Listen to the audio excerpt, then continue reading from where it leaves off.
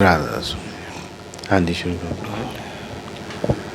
बाणी गुरु ग्रंथ साहिब जी महाराज राग धनासरी भगत रविदास जी की। हम सार दीन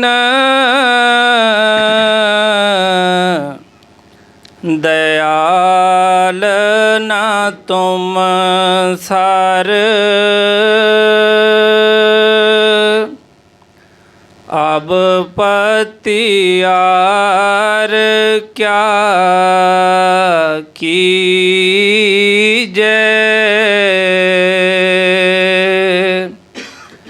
हम सार दीन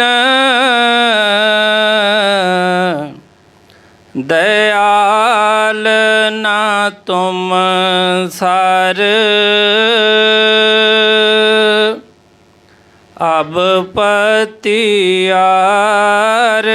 क्या कीजे।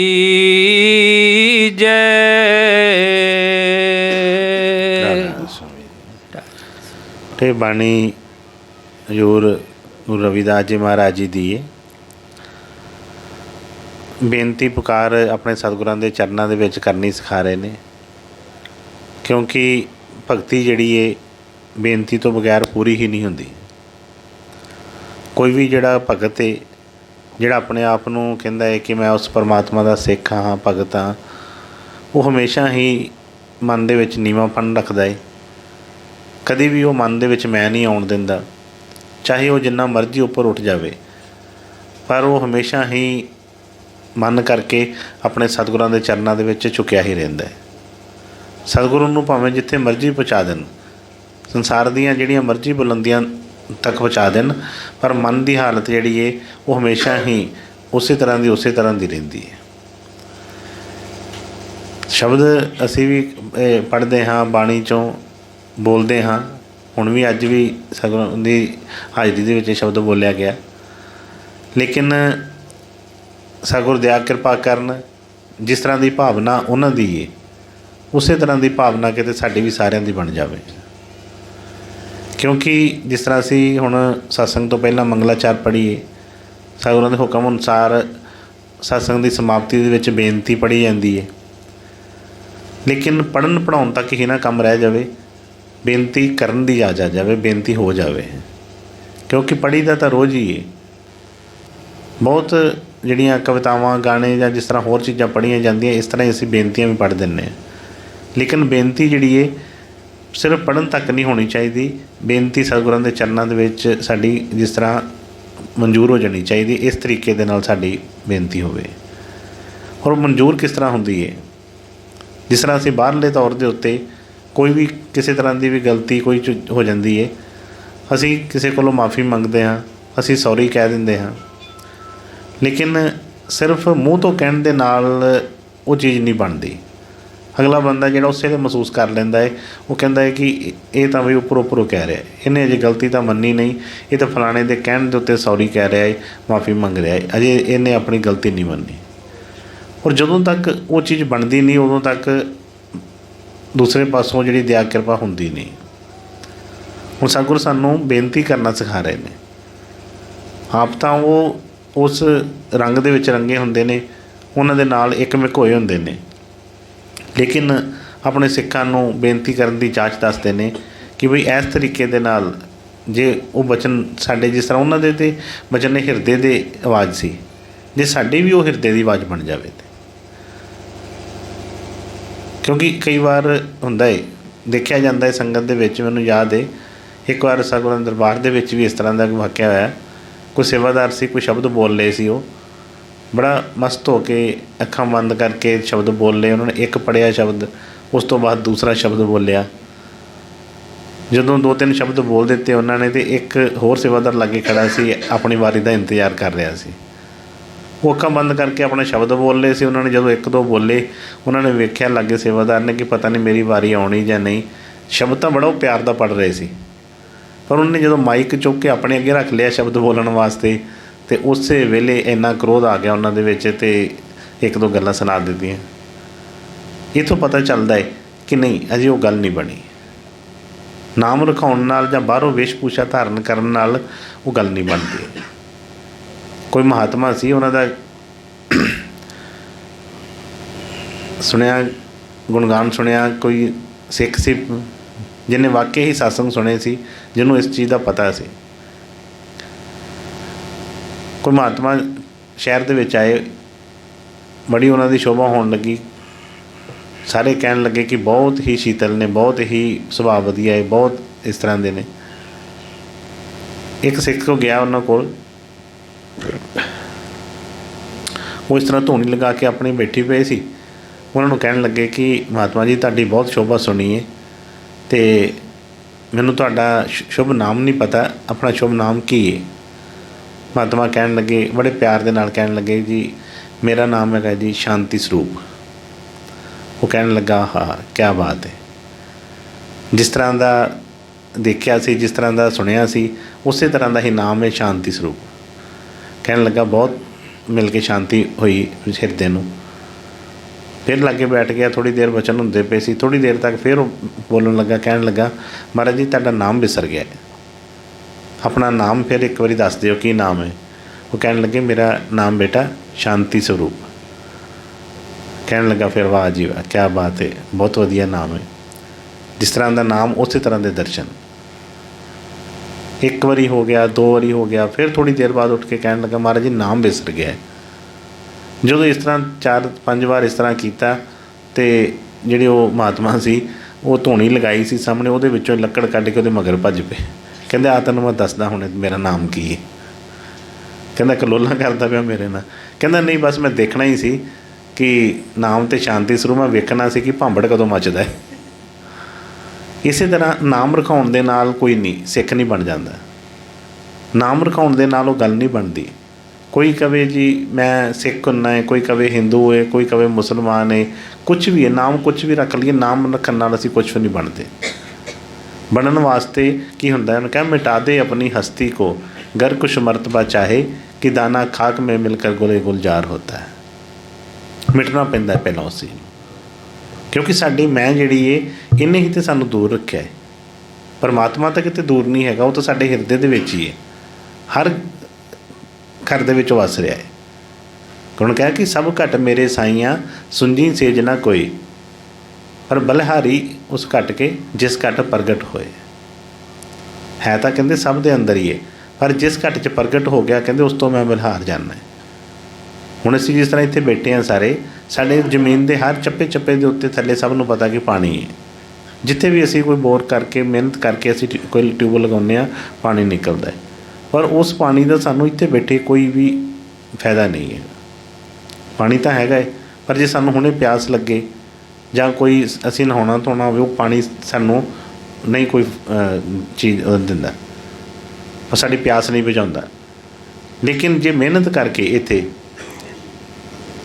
बोर करके ट्यूबल लगा के मोटर लगा के उसनूं प्रगट कर लिया जाए पानी नूं, तो फिर उस चीज़ का फायदा कोई भी लै सकता है।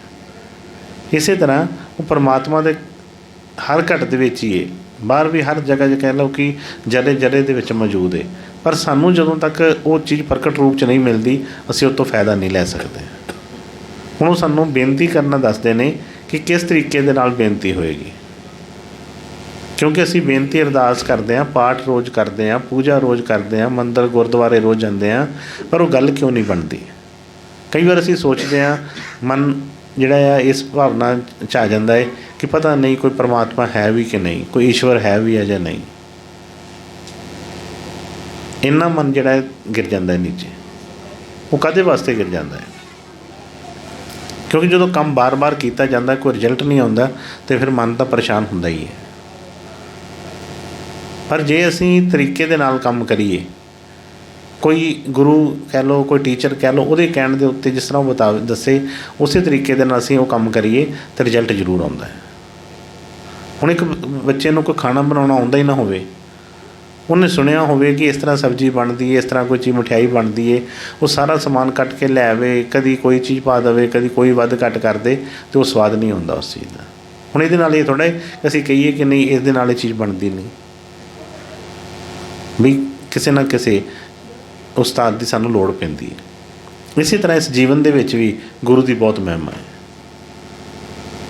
ਜਦੋਂ ਤੱਕ ਸਾਡੇ ਜੀਵਨ ਦੇ ਵਿੱਚ ਕੋਈ ਗੁਰੂ ਨਹੀਂ ਆਉਂਦਾ ਉਦੋਂ ਤੱਕ ਸਾਨੂੰ ਸਮਝ ਨਹੀਂ ਲੱਗਦੀ। ਮਨ ਜਿਹੜਾ ਆ ਇਹ ਆਪਣੇ ਹੀ ਵਿਚਾਰਾਂ ਦੇ ਵਿੱਚ ਗੁੰਮਸੁੰਮ ਰਹਿੰਦਾ ਹੈ, ਹਮੇਸ਼ਾ ਕੁਝ ਨਾ ਕੁਝ ਅੱਗੇ ਤੋਂ ਅੱਗੇ ਸੋਚਦਾ ਰਹਿੰਦਾ ਹੈ, ਲੇਕਿਨ ਕੁਝ ਵੀ ਇਹਦੇ ਪੱਲੇ ਨਹੀਂ ਪੈਂਦਾ। ਔਰ ਦੂਸਰੇ ਨੰਬਰ ਦੇ ਉੱਤੇ ਜੇ ਗੁਰੂ ਕੋਈ ਮਿਲ ਵੀ ਜਾਵੇ, ਸਾਨੂੰ ਕੋਈ ਗੁਰੂ ਪੀਰ ਸਾਡੇ ਜੀਵਨ ਦੇ ਵਿੱਚ ਆ ਵੀ ਜਾਣ, ਅਤੇ ਜੇ ਉਹਨਾਂ ਦੇ ਉੱਤੇ ਭਰੋਸਾ ਨਾ ਬਣੇ ਜਾਂ ਉਹਨਾਂ ਦੇ ਹੁਕਮ 'ਚ ਅਸੀਂ ਨਾ ਆਈਏ, ਉਹ ਭਾਵਨਾ ਨਾ ਬਣੇ, ਤਾਂ ਗੱਲ ਫਿਰ ਵੀ ਉਹੀ ਰਹਿੰਦੀ ਹੈ। ਕਿ ਮੇਰੀ ਮੈਂ ਨੇ ਤੇਥੋਂ ਜੁਦਾਰ ਰੱਖਿਆ, ਮੈਨੂੰ ਬੰਦਾ ਤੇ ਤੈਨੂੰ ਖੁਦਾਰ ਰੱਖਿਆ। ਮੈਂ ਮੁੱਕ ਗਈ ਅਤੇ ਫਿਰ ਰੌਲਾ ਕੀ, ਫਿਰ ਰਾਮ ਰਹੀਮ ਅਤੇ ਮੌਲਾ ਕੀ, ਫਿਰ ਤਾਂ ਸਾਰੇ ਇੱਕੋ ਹੀ ਹੈ। ਅਸੀਂ ਇਹਨਾਂ ਰੌਲਿਆਂ 'ਚ ਪੈ ਕੇ ਆਪਣਾ ਜੀਵਨ ਜਿਹੜਾ ਆ ਬਰਬਾਦ ਕਰ ਦਿੰਦੇ ਹਾਂ, ਪਰ ਇਹ ਨਹੀਂ ਸੋਚਦੇ ਕਿ ਬਈ ਰਸਤਾ ਫੜ ਤਾਂ ਲਈਏ, ਕੋਈ ਵੀ ਰਸਤਾ ਲੈ ਲਈਏ। ਜਦੋਂ ਚੱਲਾਂਗੇ ਪਿਆਰ ਦੇ ਨਾਲ, ਉਹ ਇੱਕ ਐਸੀ ਤਾਕਤ ਹੈ ਬਈ ਉਹਨੂੰ ਜਿਸ ਨਾਮ ਨਾਲ ਮਰਜ਼ੀ ਪੁਕਾਰੋ, ਆਵਾਜ਼ ਜ਼ਰੂਰ ਦਿੰਦੀ ਹੈ, ਪਰ ਉਸ ਦੇ ਵਿੱਚ ਪ੍ਰੇਮ ਹੋਵੇ, ਭਾਵਨਾ ਹੋਵੇ।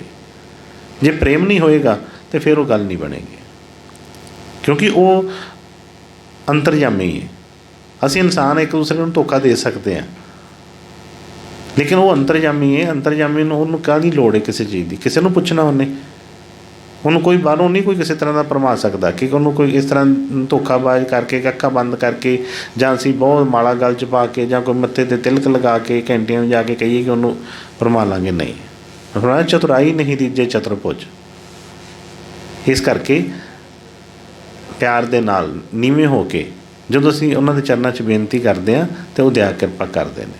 ਹਾਂ, ਅਸੀਂ ਜੇ ਸੰਤਾਂ ਦਾ ਜੀਵਨ ਪੜ੍ਹੀਏ, ਜਿਨ੍ਹਾਂ ਨੂੰ ਅਸੀਂ ਅੱਜ ਨਮਸਕਾਰਾਂ ਕਰਦੇ ਹਾਂ, ਚਾਹੇ ਉਹ ਰਾਮ ਜੀ ਹੋਣ, ਕ੍ਰਿਸ਼ਨ ਜੀ ਹੋਣ, ਰਵਿਦਾਸ ਜੀ ਹੋਣ, ਕਬੀਰ ਸਾਹਿਬ ਹੋਣ, ਗੁਰੂ ਨਾਨਕ ਸਾਹਿਬ ਹੋਣ, ਕਿਸੇ ਵੀ ਮਹਾਤਮਾ ਦਾ ਨਾਮ ਲੈ ਲਈਏ, ਜਿਨ੍ਹਾਂ ਨੂੰ ਅਸੀਂ ਅੱਜ ਮੱਥੇ ਟੇਕਦੇ ਹਾਂ, ਲੰਮੇ ਪੈ ਨੋਤਾਂ ਕਰਦੇ ਹਾਂ, ਉਹਨਾਂ ਦੀਆਂ ਤਸਵੀਰਾਂ ਘਰਾਂ ਦੇ ਵਿੱਚ ਲਗਾਉਂਦੇ ਹਾਂ, ਉਹਨਾਂ ਦਾ ਜੀਵਨ ਕਦੀ ਦੇਖੀਏ ਤਾਂ ਸਹੀ ਕਿ ਜੀਵਨ ਉਹਨਾਂ ਦਾ ਕਿਸ ਤਰ੍ਹਾਂ ਦਾ ਸੀ, ਕਿਸ ਤਰ੍ਹਾਂ ਦਾ ਜੀਵਨ ਉਹਨਾਂ ਨੇ ਜੀ ਕੇ ਦਿਖਾਇਆ ਸਾਨੂੰ। ਉਹਨਾਂ ਦੀ ਬਾਣੀ ਜਿਹੜੀ ਪੜ੍ਹਾਂਗੇ ਤਾਂ ਇਤਿਹਾਸ ਦਾ ਪਤਾ ਲੱਗਦਾ ਹੈ ਕਿ ਕੀ ਉਹਨਾਂ ਨੇ ਫਰਮਾਇਆ ਹੈ। ਤੁਲਸੀ ਸਾਹਿਬ ਨੇ ਆਪਣੀ ਬਾਣੀ ਫਰਮਾਇਆ ਕਿ ਤੁਲਸੀ ਮੈਂ ਅਤ ਨੀਚ ਨਿਕੰਮਾ। ਆਪਣੇ ਆਪ ਨੂੰ ਬੜਾ ਕਿਹਾ ਕਿ ਮੈਂ ਤਾਂ ਬੜਾ ਨੀਚ ਹਾਂ, ਮੈਂ ਤਾਂ ਨਿਕੰਮਾ ਪੁਰਸ਼ ਹਾਂ। ਬਾਣੀ ਦੇ ਵਿੱਚ ਉਹਨਾਂ ਨੇ ਫਰਮਾਇਆ ਹੈ ਕਿ ਜੇਤਾ ਸਮੁੰਦ ਨੀਰ ਭਰਿਆ, ਤੇਤੇ ਅਵਗੁਣ ਹਮਾਰੇ, ਦਇਆ ਕਰੋ ਕੁਛ ਮਿਹਰ ਪਾਵੋ, ਡੁੱਬਦੇ ਪੱਥਰ ਤਾਰੇ। ਅੱਜ ਵੀ ਜੋ ਸਤਿਗੁਰਾਂ ਦੇ ਬਚਨ ਉਹਨਾਂ ਕਿਹਾ ਕਿ ਹਮ ਸਰ ਦੀਨ ਦਿਆਲ ਨਾ ਤੁਮ ਸਰ। ਆਪਣੇ ਆਪ ਨੂੰ ਸਰੈਂਡਰ ਕਰ ਦਿੱਤਾ। ਇਹ ਨਹੀਂ ਕਿਹਾ ਕਿ ਮੈਂ ਤਾਂ ਬਹੁਤ ਵੱਡਾ ਭਗਤ ਹੈ, ਮੈਂ ਤਾਂ ਬੜਾ ਵੱਡਾ ਸਿੱਖ ਹੈ, ਮੇਰੇ ਕੋਲ ਤਾਂ ਬਹੁਤ ਭਗਤੀ ਹੈ, ਮੇਰੇ ਕੋਲ ਬਹੁਤ ਪਿਆਰ ਹੈ, ਮੈਂ ਤਾਂ ਬੜੇ ਅੱਛਾ ਇਨਸਾਨ ਹੈ। ਕੁਛ ਨਹੀਂ, ਆਪਣੇ ਆਪ ਨੂੰ ਜੋ ਵੀ ਹੈਗਾ ਹੈ ਸਾਹਮਣੇ ਕਰ ਦਿੱਤਾ ਕਿ ਹਮ ਸਰ ਦੀਨ ਦਿਆਲ ਨਾ ਤੁਮ ਸਰ। ਜਦੋਂ ਇਹ ਹਾਲਤ ਬਣ ਜਾਏਗੀ ਹਿਰਦੇ ਦੀ, ਅਤੇ ਬਈ ਸਤਿਗੁਰਾਂ ਦੀ ਕਿਰਪਾ ਜ਼ਰੂਰ ਹੀ ਆਏਗੀ। ਅਤੇ ਉਹਨਾਂ ਨੇ ਬਚਨ ਫਰਮਾਇਆ ਕਿ ਹੇ ਸਤਿਗੁਰੂ ਜੀ, ਦਇਆ ਕਰੋ, ਕਿਰਪਾ ਕਰੋ, ਮੈਂ ਤੁਹਾਡੀ ਸ਼ਰਨ ਦੇ ਵਿੱਚ ਆ ਗਿਆ, ਮੈਂ ਆਪਣੇ ਆਪ ਨੂੰ ਮੰਨ ਲਿਆ ਹੈ, ਮੈਂ ਕੋਈ ਵੱਡਾ ਬਣ ਕੇ ਨਹੀਂ ਆਇਆ। ਜਿਸ ਤਰ੍ਹਾਂ ਬਾਣੀ 'ਚ ਉਹਨੇ ਫਰਮਾਇਆ ਪੰਜ ਪਾਤਸ਼ਾਹ ਨੇ ਕਿ ਹਮ ਭੀਖਕ ਭਿਖਾਰੀ ਤੇਰੇ, ਤੂੰ ਨਿਜ ਪਤ ਹੈ ਦਾਤਾ। ਉਸੇ ਤਰ੍ਹਾਂ ਹੀ ਹੋਇਆ ਕਿ ਹਮ ਸਰ ਦੀਨ, ਕਹਿੰਦੇ ਕਿ ਮੈਂ ਸਤਿਗੁਰੂ ਜੀ ਇੱਕ ਬੜਾ ਹੀ ਭਿਖਾਰੀ ਬਣ ਕੇ, ਦੀਨ ਬਣ ਕੇ ਆਇਆ ਹਾਂ ਤੁਹਾਡੇ ਚਰਨ ਦੇ ਵਿੱਚ। ਔਰ ਇਹ ਮੈਂ ਸਵੀਕਾਰ ਕਰਦਾ ਹਾਂ ਕਿ ਮੇਰੇ ਵਰਗਾ ਕੋਈ ਭਿਖਾਰੀ, ਮੇਰੇ ਵਰਗਾ ਕੋਈ ਨੀਚ ਨਿਕੰਮਾ ਨਹੀਂ ਕੋਈ ਹੈਗਾ, ਔਰ ਤੁਹਾਡੇ ਵਰਗਾ ਕੋਈ ਦਿਆਲ ਪੁਰਸ਼ ਨਹੀਂ ਹੈਗਾ। ਕਿਉਂਕਿ ਜਦੋਂ ਤੱਕ ਚਲੋ ਆਪਣੇ ਆਪ ਨੂੰ ਅਸੀਂ ਕਹਿ ਵੀ ਦਈਏ, ਕਈ ਵਾਰੀ ਅਸੀਂ ਮੰਨ ਵੀ ਜਾਂਦੇ ਹਾਂ, ਅਸੀਂ ਹਾਲਤ ਵੀ ਕੋਈ ਕਹਿੰਦੇ ਹਾਂ ਕਿ ਅਸੀਂ ਬੜੇ ਨਿਕੰਮੇ, ਅਸੀਂ ਇਸ ਤਰ੍ਹਾਂ, ਅਸੀਂ ਉਸ ਤਰ੍ਹਾਂ, ਪਰ ਜੇ ਸਾਨੂੰ ਗੁਰੂ 'ਤੇ ਵਿਸ਼ਵਾਸ ਨਾ ਹੋਵੇ, ਕਿਉਂਕਿ ਦਇਆ ਤਾਂ ਸਤਿਗੁਰਾਂ ਨੇ ਕਰਨੀ ਹੈ ਨਾ। ਬੜੇ ਐਸੇ ਮਹਾਤਮਾ ਦੇਖੇ ਕਿ ਉਹਨਾਂ ਦੇ ਵਿੱਚ ਨਿਮਰਤਾ ਤਾਂ ਹੈਗੀ ਸੀ, ਪਰ ਜਦੋਂ ਤੱਕ ਉਹਨਾਂ ਦੇ ਜੀਵਨ 'ਚ ਗੁਰੂ ਨਹੀਂ ਆਇਆ, ਉਹ ਵਿਚਾਰੇ ਭਟਕਦੇ ਰਹੇ। ਦੂਸਰੇ ਪਾਤਸ਼ਾਹ ਕਿੰਨੀ ਦੇਰ ਮੰਦਰਾਂ 'ਚ ਮੱਥੇ ਟੇਕਦੇ ਰਹੇ, ਮੱਥੇ ਘਸਾਉਂਦੇ ਰਹੇ, ਪਰ ਜਦੋਂ ਪਹਿਲੇ ਪਾਤਸ਼ਾਹ ਜਦੋਂ ਗੁਰੂ ਨਾਨਕ ਸਾਹਿਬ ਉਹਨਾਂ ਦੀ ਜ਼ਿੰਦਗੀ 'ਚ ਆ ਗਏ, ਉਹਨਾਂ ਦਾ ਜੀਵਨ ਹੀ ਪਲਟ ਗਿਆ। ਉਹਨਾਂ ਦਾ ਨਿਮਰਤਾ ਤਾਂ ਸੀ, ਪਰ ਅੱਗੋਂ ਵੀ ਉਹ ਚੀਜ਼ ਨਹੀਂ ਬਣੀ। ਜਦੋਂ ਸਤਿਗੁਰਾਂ ਦੇ ਨਾਲ ਮੇਲ ਹੋ ਗਿਆ, ਭਰੋਸਾ ਆ ਗਿਆ ਕਿ ਬਈ ਹੁਣ ਇਸ ਤੋਂ ਅੱਗੇ ਕੁਛ ਨਹੀਂ ਹੈ, ਅਤੇ ਫਿਰ ਬਈ ਉਹ ਜਿਹੜੀ ਸੀ ਮੰਜ਼ਿਲ ਜਿਹੜੀ ਸੀ ਦਿਨੋਂ ਦਿਨ ਜਿਹੜੀ ਸੀ ਲਾਗੇ ਹੋਣੀ ਸ਼ੁਰੂ ਹੋ ਗਈ। ਕਈ ਵਾਰ ਅਸੀਂ ਸਤਿਗੁਰਾਂ ਨੂੰ ਮੱਥੇ ਟੇਕ ਕੇ, ਉਹਨਾਂ ਨੂੰ ਮੰਨ ਕੇ ਜਾਂ ਕਹਿ ਕੇ ਆਪਣੇ ਆਪ ਨੂੰ ਗੁਰੂ ਵਾਲੇ, ਸਾਨੂੰ ਵਿਸ਼ਵਾਸ ਭਰੋਸਾ ਹੀ ਨਹੀਂ ਬਣਦਾ, ਡੋਲਦੇ ਹੀ ਰਹਿੰਦੇ ਆ। कभी 2 कदम अगे कभी 2 कदम पिछे। कोई काम हो गया तो बल्ले बल्ले बड़ी गुरु की दया है, बड़े गुरु वड्डे ने। जे कोई काम नहीं होया, कोई किसी तरह की अड़चन आ गई, फिर क्या पता नहीं की गल है, शायद वो काम तो होना सी हो गया, हुण नहीं हो रहा, मतलब कि गुरु पूरा नहीं है। इस तरह के मन च शंका लिया लिया के अपना जीवन जोड़ा है इस तरह ही लंघा लेने।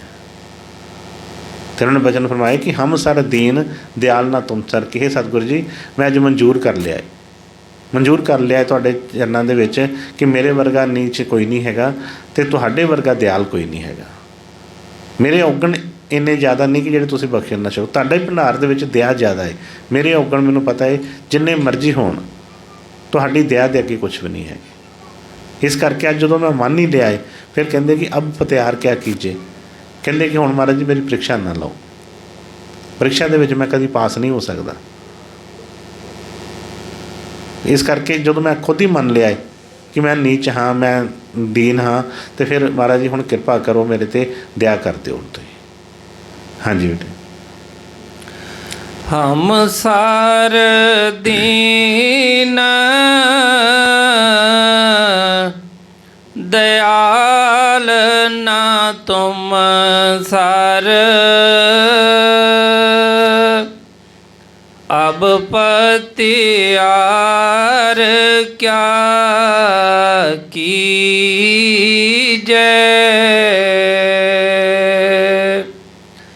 बचनी तोर मोर मन माने, जन को पूरन दीजै। हुण कहंदे कि बस किरपा करो, मैनूं इन्ना भरोसा बख्श दिओ। बस मन तो मैं लिया इस चीज़ नूं कि मेरे वर्गा कोई नीच नहीं है, तुहाडे वर्गा दयाल नहीं है, पर किरपा करो मेरे ते इन्ना मैनूं बल बख्श दिओ कि मैनूं इन्ना भरोसा बच जाए, मेरा भरोसा कभी डोले ना। जिस तरह से शब्द बोलते हैं ना कि ऐसी कर किरपा गुरुदेव मेरा मन कभी भी डोले ना, क्योंकि किरपा असीं कह तो दिंदे आ, संसारी सुखां नूं पा के कह दिंदे असीं बड़ी किरपा है महाराज दी, हुण तो साडे इन्ने मकान ने, हुण तो साडीआं इन्नियां गड्डियां ने, हुण तो साडा इन्ना वड्डा परिवार है। पर भी सतगुरां ने नहीं मन्निया। वो कहंदे कि जिहड़ी दया किरपा ते होई है सानूं सतगुरां दे भरोसा आ जावे। ये संसारी जो भी कुछ हैगा ये इत्थे ही मिलिया, इत्थे ही रह जाना, कुछ भी होवे इहदे ते मन की करना है, इह ते मन कोई नहीं। ते की फरमाया है कि बचनी तोर मोर मन माने, कहंदे सतगुरु जी इन्नी किरपा कर दिओ, इन्ना भरोसा बख्श दिओ कि बचन तुहाडे जिहड़े ने वो मेरा मन मन जावे। जो भी तुसीं फरमाउंदे हो बचनी तोर मोर मन माने, जन को पूर्ण कीजे। है तो सही ठीक तुहाडा सिख हाँ, पर किरपा करो मैनूं पूरा सिख बना दिओ, अधूरा ना रह जावां, मेरा भरोसा अधूरा ना रह जाए, क्योंकि अधूरे नाल गल नहीं बननी है। हुण किरपा करके मैनूं पूर्ण अपना सिख बना लिओ। जदों ये सिख ये मंगेगा तो बई जिस तरह उन्होंने फरमाया कि जो जो मांगे ठाकुर अपने से सोई सोई देवे। ਜਦੋਂ ਅਸੀਂ ਸੰਸਾਰੀ ਚੀਜ਼ਾਂ ਮੰਗਦੇ ਹਾਂ, ਦੌਲਤਾਂ ਧਨ ਦੌਲਤਾਂ ਮੰਗਦੇ, ਮਾਇਆ ਜਿਹੜੀ ਮੰਗਦੇ ਹਾਂ, ਜੇ ਸਤਿਗੁਰੂ ਉਹ ਬਖਸ਼ਦੇ ਨੇ, ਅਤੇ ਜੇ ਕਿਤੇ ਮਨ ਐਸਾ ਹੋ ਕੇ ਆਪਣਾ ਭਿਖਾਰੀ ਬਣ ਕੇ ਸਤਿਗੁਰਾਂ ਕੋਲ ਉਹਨਾਂ ਦੀ ਦਇਆ ਮੰਗ ਲਏ, ਉਹਨਾਂ ਦਾ ਨਾਮ ਮੰਗ ਲਵੇ, ਉਹਨਾਂ ਦਾ ਭਰੋਸਾ ਮੰਗ ਲਏ, ਅਤੇ ਉਹ ਕਿਉਂ ਨਹੀਂ ਦੇਣਗੇ। ਸਤਿਗੁਰਾਂ ਦੇ ਤਾਂ ਵਚਨ ਸੀ ਕਿ ਉਹ ਦੇਣ ਹੀ ਉਹ ਇਹੋ ਚੀਜ਼ਾਂ ਆਏ ਨੇ, ਉਹ ਸੱਚਾ ਨਾਮ ਹੀ ਦੇਣ ਆਏ ਨੇ ਸਾਨੂੰ, ਉਹ ਆਪਣੇ ਨਾਲ ਮਿਲਾ ਕੇ ਸਾਨੂੰ ਇੱਥੋਂ ਕੱਢਣ ਆਏ ਨੇ। ਇਹ ਬਾਕੀ ਚੀਜ਼ਾਂ 'ਤੇ ਉਹਨਾਂ ਨੇ ਫਰਮਾਉਣਾ ਕਿ ਇਹ ਤਾਂ ਝੂੰਗਾ ਹੈ ਸਿਰਫ ਸਾਨੂੰ ਤੋਰਨ ਵਾਸਤੇ, ਕਿਉਂਕਿ ਕਈ ਵਾਰੀ ਜਿਸ ਤਰ੍ਹਾਂ ਬੱਚੇ ਅੜ ਜਾਂਦੇ ਨੇ ਛੋਟੀ ਛੋਟੀ ਚੀਜ਼ਾਂ 'ਤੇ ਕਿ ਨਹੀਂ ਪਹਿਲਾਂ ਮੈਨੂੰ ਟੌਫੀ ਦਿਓ ਫਿਰ ਮੈਂ ਚੱਲਾਂਗਾ, ਨਹੀਂ ਮੈਂ ਚੋਕਲੇਟ ਦਿਓ ਫਿਰ ਮੈਂ ਚੱਲਾਂਗਾ। ਇਸੇ ਤਰ੍ਹਾਂ ਇਹ ਜਿਹੜੀਆਂ ਚੀਜ਼ਾਂ ਨੇ ਅਸੀਂ ਕਈ ਵਾਰੀ ਅੜ ਜਾਂਦੇ ਹਾਂ, ਅਤੇ ਉਹ ਵੀ ਦਇਆ ਕਿਰਪਾ ਕਰਕੇ ਦੇਖਦੇ ਆ ਕਿ ਨਹੀਂ ਮਨ ਇਹਦਾ ਫਸ ਗਿਆ ਇਸ ਚੀਜ਼ ਦੇ ਉੱਤੇ, ਉਹਨੂੰ ਕੱਢਣ ਵਾਸਤੇ ਕਈ ਵਾਰ ਉਹ ਚੀਜ਼ਾਂ ਵੀ ਬਖਸ਼ ਦਿੰਦੇ ਨੇ। ਪਰ ਉਹ ਬਖਸ਼ਣ ਵਾਸਤੇ ਇਹ ਨਹੀਂ, ਉਹ ਤਾਂ ਉਹ ਸੱਚਾ ਨਿਜ ਧਾਮ ਹੀ ਸਾਨੂੰ ਆਪਣਾ ਜੋ ਛੱਡ ਕੇ ਆਏ ਨੇ ਉੱਥੇ ਲੈ ਜਾਣ ਵਾਸਤੇ, ਉਹ ਆਪਣਾ ਸੱਚਖੰਡ ਬਖਸ਼ਣ ਵਾਸਤੇ ਹੀ ਆਏ ਨੇ। ਅਤੇ ਉਹ ਕਿਰਪਾ ਕਰਨ, ਦਇਆ ਕਰਨ, ਇਸੇ ਤਰ੍ਹਾਂ ਦੀ ਸਥਿਤੀ ਬਣ ਜਾਵੇ, ਡਾਵਾਂ ਡੋਲੀ ਨਹੀਂ, ਕਿਉਂਕਿ ਅਸੀਂ ਆਪਣੀਆਂ ਹੀ ਮਨਾਉਂਦੇ ਰਹਿੰਦੇ ਹਾਂ ਕੁਛ ਵੀ ਹੋਵੇ। ਮੈਨੂੰ ਯਾਦ ਹੈ ਇੱਕ ਵਾਰ ਲੁਧਿਆਣੇ ਵੀ ਸਤਸੰਗ ਹੋਇਆ ਸੀ, ਉੱਥੇ ਵੀ ਇਸੇ ਤਰ੍ਹਾਂ ਦੇ ਕੋਈ ਬਚਨ ਆਏ ਸਤਿਗੁਰਾਂ ਦੇ ਉੱਥੇ ਵੀ ਇਹ ਚੀਜ਼ ਦੱਸੀ ਕਿ ਸਿੱਖਣਾ ਕਿੱਥੋਂ ਹੈ। ਜਿਸ ਤਰ੍ਹਾਂ ਛੋਟੇ ਛੋਟੇ ਬੱਚਿਆਂ ਨੂੰ ਪੜ੍ਹਾਉਂਦੇ ਆ ਨਾ, ਕਈ ਵਾਰ ਅਸੀਂ ਇਹਨੂੰ ਕਿਸੇ ਗੱਲੋਂ ਬੱਚਿਆਂ ਨੂੰ ਡਾਂਟਦੇ ਆ, ਮਾਰਦੇ ਆ, ਕੋਈ ਸਾਨੂੰ ਕੋਈ ਕੋਲੋਂ ਕਹਿ ਦਿੰਦਾ ਹੈ ਹਜੇ ਤਾਂ ਛੋਟਾ ਜਿਹਾ ਹੈਗਾ, ਇਹਨੂੰ ਨਹੀਂ ਪਤਾ, ਤੁਸੀਂ ਐਵੇਂ ਉਹਨੂੰ ਮਾਰੀ ਜਾਂਦੇ ਹੋ। ਸਾਡਾ ਜਵਾਬ ਕੀ ਹੁੰਦਾ ਹੈ ਕਿ ਨਹੀਂ, ਹੁਣ ਤੋਂ ਹੀ ਥੋੜ੍ਹਾ ਟੋਕਾਂਗੇ, ਨਹੀਂ ਤਾਂ ਇਹਨੂੰ ਆਦਤ ਪੈ ਜਾਏਗੀ। ਜਿਸ ਨੂੰ ਹਟਾਵਾਂਗੇ ਹੀ ਨਹੀਂ ਬਿਲਕੁਲ ਬੱਚੇ ਨੂੰ, ਤਾਂ ਇਹਨੂੰ ਤਾਂ ਆਦਤ ਹੀ ਪੈ ਜਾਏਗੀ ਇਸੇ ਤਰ੍ਹਾਂ ਦੀ। ਹਜੇ ਸਮਝ ਤਾਂ ਨਹੀਂ ਹੈ, ਪਰ ਫਿਰ ਵੀ ਇਹਨੂੰ ਥੋੜ੍ਹਾ ਬਹੁਤ ਇਹ ਜ਼ਰੂਰੀ ਹੈਗਾ। ਹੁਣ ਇਸੇ ਤਰ੍ਹਾਂ ਅਸੀਂ ਵੀ ਬੱਚੇ ਹਾਂ ਸਤਿਗੁਰਾਂ ਦੇ, ਜੀਵ ਹਾਂ। ਜਦੋਂ ਤੱਕ ਉਹ ਸਾਨੂੰ ਸਮਝਾਉਣ ਨਾ, ਸਾਨੂੰ ਛੋਟੀ ਛੋਟੀ ਚੀਜ਼ਾਂ 'ਤੇ ਟੋਕਣ ਨਾ, ਕਈ ਵਾਰ ਅਸੀਂ ਭੁਲੇਖੇ 'ਚ ਹੀ ਆਪਣਾ ਜੀਵਨ ਕੱਢੀ ਜਾਂਦੇ ਹਾਂ। ਇੰਨਾ ਭਰੋਸਾ ਬਣੇ, ਇੰਨਾ ਵਿਸ਼ਵਾਸ ਬਣੇ ਕਿ ਸੱਤ ਬਚਨ ਤੋਂ ਇਲਾਵਾ ਮੂੰਹ 'ਚੋਂ ਕੁਛ ਨਿਕਲੇ ਹੀ ਨਾ। ਜੋ ਮਰਜ਼ੀ ਸਾਨੂੰ ਉਹ ਫਰਮਾਉਣ, ਇਹਦੇ ਅੰਦਰੋਂ ਸੱਤ ਬਚਨ ਹੀ ਨਿਕਲੇ, ਫਿਰ ਇਹਦੀ ਭਗਤੀ ਪੂਰੀ। ਕਿਉਂਕਿ ਅਸੀਂ ਦੂਸਰੇ ਪਾਤਸ਼ਾਹ ਦਾ ਜਦੋਂ ਜੀਵਨ ਪੜ੍ਹਦੇ ਹਾਂ, ਪਹਿਲੀ ਪਾਤਸ਼ਾਹੀ ਨੇ ਜਦੋਂ ਉਹਨਾਂ ਨੂੰ ਕਿਹਾ, ਰਸਤੇ 'ਚ ਭੁੱਖ ਲੱਗੀ, ਉਹਨਾਂ ਨੇ ਕਿਹਾ ਕਿ ਮਹਾਰਾਜ ਜੀ ਕਿਰਪਾ ਕਰੋ, ਭੁੱਖ ਬਹੁਤ ਲੱਗੀ, ਹੁਣ ਸਫ਼ਰ ਨਹੀਂ ਹੋ ਰਿਹਾ, ਸੰਗਤਾਂ ਵੀ ਸਾਰੀਆਂ ਹੁਣ ਭੁੱਖੀਆਂ ਨੇ, ਦਇਆ ਕਰੋ। ਅਤੇ ਉਹ ਕਹਿੰਦੇ ਕਿ ਰਸਤੇ ਦੇ ਵਿੱਚ ਕੋਈ ਵੀ ਜਿਸ ਤਰ੍ਹਾਂ ਕੋਈ ਲੈ ਕੇ ਆ ਰਿਹਾ ਸੀ, ਕੋਈ ਮੁਰਦਾ ਸੀ, ਅਤੇ ਪਾਤਸ਼ਾਹ ਕਹਿਣ ਲੱਗੇ ਕਿ ਬਈ ਸ਼ੁਰੂ ਕਰੋ, ਆ ਖਾਓ ਇਹਨੂੰ। ਹੁਣ ਅਸੀਂ ਸੋਚੀਏ, ਸਾਖੀਆਂ ਸੁਣ ਲੈਣੀਆਂ ਬਹੁਤ ਵਧੀਆ ਹੈ, ਬਹੁਤ ਆਨੰਦ ਵੀ ਆਉਂਦਾ ਸਭ ਕੁਛ ਹੈ, ਪਰ ਅਸੀਂ ਆਪਣੇ ਆਪ ਨੂੰ ਉੱਥੇ ਖਿਲਾਰ ਕੇ ਦੇਖੀਏ ਥੋੜ੍ਹੀ ਦੇਰ ਕਿ ਜੇ ਸਾਨੂੰ ਕੋਈ ਐਸਾ, ਅਸੀਂ ਉਸ ਟਾਈਮ 'ਤੇ ਹੁੰਦੇ, ਸਾਨੂੰ ਕੋਈ ਐਸਾ ਹੁਕਮ ਹੁੰਦਾ ਤਾਂ ਅਸੀਂ ਕੀ ਕਰਨਾ ਸੀ। ਮਨ ਘਬਰਾ ਜਾਂਦਾ, ਡੋਲ ਜਾਂਦਾ ਮਨ। ਜੀਵਨ ਵੇਖੀਏ ਪਿੱਛੇ ਜਿਹਨਾਂ ਦਾ ਹੀ ਸੰਤਾਂ ਦਾ, ਅਤੇ ਬਈ ਅਸੀਂ ਉਹਨਾਂ ਦੇ ਕਹਿੰਦੇ ਪਾਸਕੂਵ ਨਹੀਂ ਕਿਸੇ ਤਰ੍ਹਾਂ ਦੇ। ਪਰ ਐਸਾ ਕੁਛ ਨਹੀਂ ਹੈ। ਜਦੋਂ ਅਸੀਂ ਯਤਨ ਕਰਾਂਗੇ ਤਾਂ ਬਈ ਸਤਿਗੁਰ, ਅਸੀਂ ਤਾਂ ਨਹੀਂ ਕੁਛ, ਪਰ ਸਤਿਗੁਰ ਤਾਂ ਬਈ ਤਾਕਤ ਨੇ, ਉਹਨਾਂ ਦੇ ਪਾਸ ਕੀ ਨਹੀਂ ਹੈ। ਉਹਨਾਂ ਦੇ ਭੰਡਾਰ ਭਰੇ ਨੇ, ਝੋਲੀਆਂ ਭਰ ਦੇਣਗੇ, ਪਰ ਇਹ ਆ ਕਿ ਸਾਨੂੰ ਉਹਨਾਂ ਭਰੋਸਾ ਪਹਿਲਾਂ ਬਣ ਜਾਵੇ ਸਹੀ।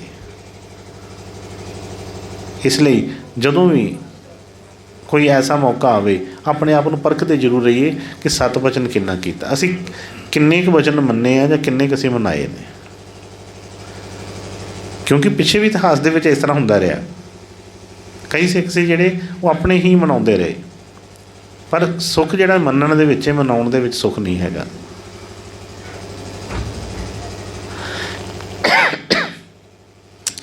ਇਸ ਕਰਕੇ ਹਮੇਸ਼ਾ ਹੀ ਛੋਟੀ ਛੋਟੀਆਂ ਚੀਜ਼ਾਂ 'ਤੇ, ਜੇ ਛੋਟੀ ਛੋਟੀ ਚੀਜ਼ਾਂ 'ਤੇ ਜਿਸ ਤਰ੍ਹਾਂ ਅਸੀਂ ਬੱਚਿਆਂ ਨੂੰ ਡਾਂਟਦੇ ਹਾਂ, ਟੋਕਦੇ ਹਾਂ, ਅਸੀਂ ਵੀ ਛੋਟੀ ਛੋਟੀਆਂ ਚੀਜ਼ਾਂ 'ਤੇ ਜਦੋਂ ਮਹਿਸੂਸ ਕਰੀਏ ਕਿ ਬਈ ਸਾਨੂੰ ਸੱਤ ਵਚਨ ਕਰਨਾ ਆਇਆ ਕਿ ਨਹੀਂ ਆਇਆ। ਜਦੋਂ ਸਾਨੂੰ ਸੱਤ ਵਚਨ ਕਰਨਾ ਆ ਗਿਆ ਤਾਂ ਸਮਝੋ ਕਿ ਸਤਿਗੁਰਾਂ ਦੀ ਦਇਆ ਕਿਰਪਾ ਹੋਣੀ ਸ਼ੁਰੂ ਹੋ ਗਈ ਹੈ। ਹੁਣ ਗੱਲ ਜ਼ਰੂਰ ਬਣੇਗੀ। ਜੇ ਇਹਨੂੰ ਸੱਤ ਵਚਨ ਕਰਨ ਦੀ ਆਦਤ ਨਾ ਪਈ ਤਾਂ ਫਿਰ ਜੋ ਮਰਜ਼ੀ, ਜਿੱਥੇ ਮਰਜ਼ੀ ਇਹ ਅੱਖਾਂ ਮੀਟ ਕੇ ਭਾਵੇਂ ਬੈਠਾ ਰਹੇ, ਭਾਵੇਂ 2.5 ਘੰਟੇ ਪਵੇ ਅਤੇ ਭਾਵੇਂ 2.5 ਦਿਨ ਬੈਠੇ, ਕੋਈ ਫਰਕ ਨਹੀਂ ਪੈਣਾ। ਕਿਉਂਕਿ ਇਹ ਸਾਰੀਆਂ ਚੀਜ਼ਾਂ ਤਾਂ ਹੈਗੀਆਂ ਸੀ ਭਰੋਸੇ ਵਾਸਤੇ ਕਿ ਸਤਿਗੁਰਾਂ ਦੇ ਨਾਲ ਤਾਰ ਜੁੜ ਜਾਵੇ, ਇੱਕ ਜੀਵਨ ਜਾਚ ਆ ਜਾਵੇ। ਇਹਦੀ ਸੇਵਾ ਕਿਸ ਲਿਖੇ ਪਏਗੀ, ਇਹਦਾ ਸਿਮਰਨ ਕਿਸ ਲਿਖੇ, ਇਹਦਾ ਦਾਨ ਪੁੰਨ ਕੀਤਾ ਕਿਹਦੇ ਲਿਖੇ, ਕੋਈ ਫਰਕ ਨਹੀਂ। ਜੇ ਇਹਨੇ ਸੱਤ ਵਚਨ ਕਰਨਾ ਨਾ ਆਇਆ ਇਹਨੂੰ ਤਾਂ ਫਿਰ ਕੋਈ ਫਾਇਦਾ ਨਹੀਂ ਹੈ। ਇਸ ਕਰਕੇ ਉਹਨਾਂ ਨੇ ਕਿਹਾ ਕਿ ਬਚਨੀ ਤੋਰ ਮੋਰ ਮਨ ਮਾਨੇ, ਜਨ ਕੋ ਪੂਰਨ ਕੀਜੇ, ਕਿ ਸਤਿਗੁਰੂ ਜੀ ਕਿਰਪਾ ਕਰ ਦਿਓ, ਐਸਾ ਭਰੋਸਾ ਬਖਸ਼ ਦਿਓ, ਦਇਆ ਕਰ ਦਿਓ ਕਿ ਤੁਹਾਡਾ ਕੋਈ ਵੀ ਵਚਨ ਹੋਵੇ, ਮੇਰਾ ਮਨ ਕਦੀ ਵੀ ਸ਼ੰਕਾ ਨਾ ਕਰੇ, ਮੇਰਾ ਮਨ ਸੱਤ ਵਚਨ ਕਰਕੇ ਉੱਤੇ ਚੱਲਣਾ ਸ਼ੁਰੂ ਹੋ ਜਾਵੇ। ਹਾਂਜੀ। ਬਚਨੀ ਤੋਰ ਮੋਰ ਮਨ ਮਾਨੈ, ਜਨ ਕੋ ਪੂਰਨ ਦੀਜੈ,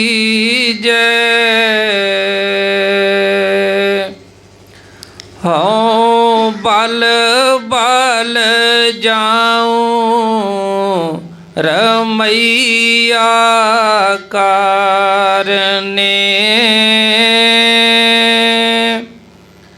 ਕਾਰਨ ਕਵਨ ਅਬੋਲ। ਫਰਮਾਉਂਦੇ ਨੇ ਕਿ ਸਤਿਗੁਰੂ ਜੀ, ਮੈਂ ਜਦੋਂ ਸਭ ਕੁਝ ਮੰਨ ਲਿਆ ਹੈ, ਮੈਂ ਤੁਹਾਡੀ ਹਰ ਇੱਕ ਜੋ ਵੀ ਤੁਸੀਂ ਕਰ ਰਹੇ ਹੋ, ਮੈਂ ਸਭ ਤੋਂ ਹੀ ਬਲਿਹਾਰੀ ਜਾਣਾ ਹੈ। ਕਿਉਂਕਿ ਮੈਨੂੰ ਇੰਨੀ ਸਮਝ ਤਾਂ ਨਹੀਂ ਹੈ क्योंकि मैं तो हमेशा ही अपने नफ़े नुकसान ਨੂੰ ਲੈ ਕੇ ਹੀ ਰੋਂਦਾ ਰਹਿੰਦਾ ਹੈ, ਧਿਆਨ ਇਹਦੇ 'ਚ ਰਹਿੰਦਾ ਹੈ। ਪਰ ਜੋ ਵੀ ਇੰਨਾ ਮੈਨੂੰ ਪਤਾ ਹੈ ਕਿ ਜੋ ਵੀ ਤੁਸੀਂ ਕਰ ਰਹੇ ਹੋ ਉਹ ਵਧੀਆ ਇਹ ਲਈ ਹੀ ਕਰ ਰਹੇ ਹੋ, ਸੰਸਾਰ ਦੇ ਭਲੇ ਲਈ ਹੀ ਕਰ ਰਹੇ ਹੋ। ਕਹਿੰਦੇ ਮੈਂ ਤੁਹਾਡੇ ਤੋਂ ਬਲਿਹਾਰ ਜਾਣਾ ਹੈ, ਤੁਹਾਡੇ ਸਦਕੇ ਜਾਣਾ ਹੈ, ਮੈਂ ਹਰ ਚੀਜ਼ ਤੁਹਾਡੀ ਮੰਨਦਾ ਹੈ। ਪਰ ਕੀ ਫਰਮਾਇਆ, ਕਾਰਨ ਕਵਨ ਅਬੋਲ। ਪਰ ਸਤਿਗੁਰੂ ਜੀ ਦਇਆ ਕਿਰਪਾ ਕਰੋ, ਕਿਉਂਕਿ ਅਸੀਂ ਕਈ ਵਾਰੀ ਕਹਿੰਦੇ ਅਸੀਂ ਭਜਨ ਸਿਮਰਨ 'ਤੇ ਬੈਠਦੇ ਹਾਂ, ਅਸੀਂ ਪੂਜਾ ਪਾਠ ਕਰਦੇ ਹਾਂ, ਜੋ ਵੀ ਆ, ਪਰ ਕਦੀ ਅੰਦਰ ਧਿਆਨ ਨਹੀਂ ਕਦੀ ਕੀਤਾ, ਆਪਣਾ ਕਦੇ ਸੋਚਿਆ ਨਹੀਂ ਕਿ ਮਨ ਪਰੇਸ਼ਾਨ ਕਿਉਂ ਰਹਿੰਦਾ ਹੈ। ਬਾਹਰਲੇ ਤੌਰ ਦੇ ਉੱਤੇ ਹੀ ਥੋੜ੍ਹਾ ਪਰੇਸ਼ਾਨ ਹੋਵੇ ਨਾ, ਅਤੇ ਕਈ ਵਾਰੀ ਕਿਸੇ ਨਾਲ ਗੱਲ ਕਰ ਲਈਏ ਅਤੇ ਮਨ ਬੜਾ ਸ਼ਾਂਤ ਹੋ ਜਾਂਦਾ ਕਿ ਚਲੋ ਜੀ ਗੱਲ ਤਾਂ ਕਿਸੇ ਨਾਲ ਹੋ ਗਈ, ਕਿਸੇ ਨੂੰ ਦੱਸ ਕੇ ਆਪਣਾ ਦੁੱਖ ਕਹਿੰਦੇ ਅੱਧਾ ਰਹਿ ਜਾਂਦਾ। ਅਤੇ ਜੇ ਕੋਈ ਸੁਣਨ ਵਾਲਾ ਹਿੱਤ ਵਾਲਾ ਹੋਵੇ, ਸੁਣਨ ਵਾਲਾ ਕੋਈ ਐਸਾ ਆਪਣਾ ਕੋਈ ਦੋਸਤ ਮਿੱਤਰ ਕੋਈ ਐਸਾ ਹੋਵੇ, ਅਤੇ ਫਿਰ ਤਾਂ ਕਹਿੰਦਾ ਕਿ ਭਾਰ ਹੀ ਲੱਥ ਗਿਆ ਬਿਲਕੁਲ ਹੀ। ਹੁਣ ਇਸੇ ਤਰ੍ਹਾਂ ਇੱਕ ਬੱਚਾ ਬਣ ਕੇ ਉਹਨਾਂ ਦੇ ਚਰਨਾਂ 'ਚ ਬੇਨਤੀ ਕਰ ਰਹੇ ਨੇ, ਕਹਿੰਦੇ ਕਾਰਨ ਕਵਨ ਬੋਲ। ਕਹਿੰਦੇ ਸਤਿਗੁਰੂ ਜੀ ਕੀ ਕਾਰਨ ਹੈ? ਠੀਕ ਹੈ, ਮੈਂ ਮੰਨ ਲਿਆ ਕਿ ਮੈਂ ਗਰੀਬ ਹਾਂ, ਮੈਂ ਦੀਨ ਹਾਂ, ਮੈਂ ਤੁਹਾਡਾ ਬਚਨ ਨਹੀਂ ਮੰਨਦਾ, ਮੈਂ ਜੋ ਵੀ ਤੁਸੀਂ ਗਲਤੀਆਂ ਮੈਨੂੰ ਆਪਣੀਆਂ ਪਤਾ ਹੈ, ਤੁਸੀਂ ਜੋ ਵੀ ਕਹੋ ਮੈਂ ਮੰਨ ਲੈਣਾ ਹੈ, ਪਰ ਮੇਰੇ ਨਾਲ ਬੋਲਦੇ ਕਿਉਂ ਨਹੀਂ ਤੁਸੀਂ? ਕਾਰਨ ਕਵਨ ਬੋਲ, ਮੇਰੇ ਨਾਲ ਗੱਲ ਤਾਂ ਕਰੋ। ਸਤਿਗੁਰਾਂ ਨੇ ਕਈ ਵਾਰ ਇਹ ਬਚਨ ਫਰਮਾਏ ਕਿ ਬਈ ਅਸੀਂ ਬਾਣੀ ਜਦੋਂ ਪੜ੍ਹਦੇ ਉਹਨਾਂ ਨੇ ਕਿਹਾ ਕਿ ਬਿਨ ਬੋਲੇ ਸਭ ਕੁਛ ਜਾਣਦਾ, ਕਿਸ ਆਗੇ ਕੀਚੇ ਅਰਦਾਸ। ਬਿਨ ਬੋਲੇ ਦਾ ਮਤਲਬ ਕਿ ਬਾਹਰੋਂ ਜ਼ੁਬਾਨ ਦੇ ਨਾਲ ਬੋਲਣ ਦੀ ਲੋੜ ਨਹੀਂ, ਉਹ ਅੰਦਰ ਹੀ ਗੱਲਾਂ ਸੁਣਦਾ ਹੈ, ਅੰਦਰ ਹੀ ਗੱਲਾਂ ਕਰਦਾ ਹੈ। ਪਰ ਐਸੀ ਅਵਸਥਾ ਜਿਹੜੀ ਹੈ ਜਦੋਂ ਬਣ ਜਾਵੇ ਪਤਾ ਫਿਰ ਲੱਗਦਾ ਹੈ। ਫਿਰ ਕਿਸੇ ਨਾਲ ਕਾਹਦਾ ਰੋਸਾ, ਫਿਰ ਅਸੀਂ ਕਹਿੰਦੇ ਮੇਰੀ ਤਾਂ ਕੋਈ ਸੁਣਦਾ ਹੀ ਨਹੀਂ।